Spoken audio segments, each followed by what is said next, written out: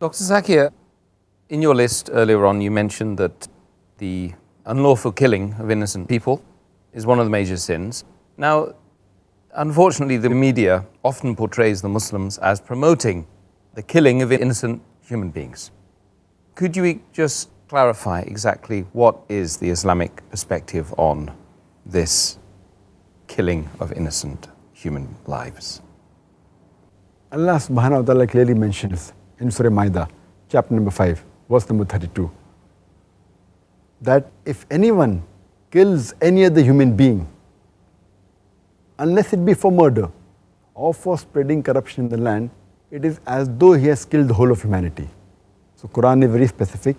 If anyone, whether Muslim or non-Muslim, kills any other human being, whether Muslim or non-Muslim, unless it be for murder or for spreading corruption in the land, it is as though he has killed the whole of humanity. So killing any innocent human being is prohibited in Islam. What the media portrays that Islam promotes killing innocent human being, etc., terrorism, is totally a misconception.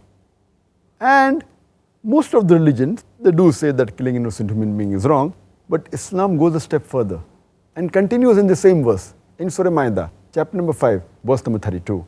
Continues and says that if anyone saves any human being, it is as though he has saved the whole nation. That means if you save one human life, whether Muslim or non-Muslim, it is as though he has saved the whole of humanity. So Islam not only condemns killing innocent human beings, it promotes saving the life of human beings.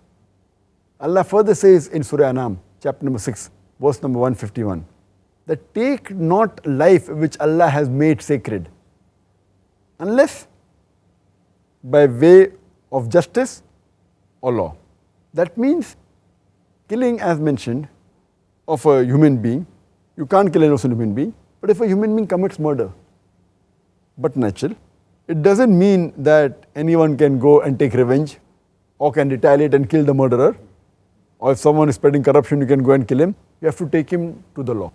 And if it's an Islamic country, take him to a court of Islamic law, take him to the Qadi, and then he will pronounce the judgment that if he deserves to be killed, he'll be put to death. But that doesn't mean that any Muslim can take the law in his own hand. He should go to the Islamic court of law, if it is an Islamic country, or to the law of that country. And in general, as I mentioned, killing any innocent human being, it is prohibited. And that's what is mentioned by our beloved Prophet Muhammad. It's mentioned in Sahih Bukhari, volume number 9, hadith number 6871. The Prophet said, the biggest of the major sins are, first, associating partner with Allah subhanahu wa ta'ala. Number 2 is taking a life or murdering or killing any innocent human being. So generally you cannot kill any human, whether Muslim or non-Muslim. There are many other verses which say specifically that you should not kill Muslims also. General verses, not killing any innocent human being. There are specific verses which say that you should not kill Muslims.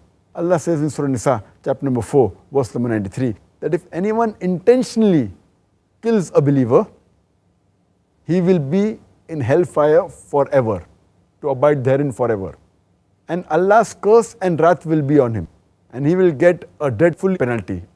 So killing any believer, unless for the cause that is mentioned, unless he commits murder or corruption, killing is prohibited.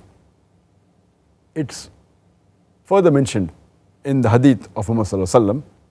It's mentioned in Sahih Bukhari, volume number 1, in the book of faith, hadith number 31.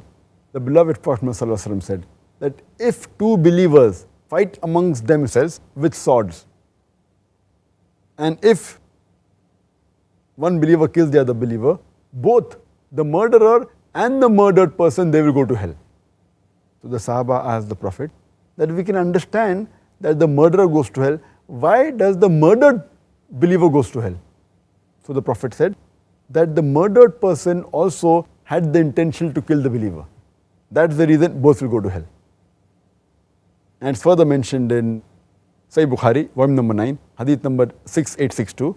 The beloved Prophet said that a believer is at liberty and free until he unlawfully takes the life of another human being. That means taking the life of any human being, whether Muslim or non-Muslim, is prohibited and condemned in Islam. It is one of the biggest major sins, it comes number 2 in the 70 major sins.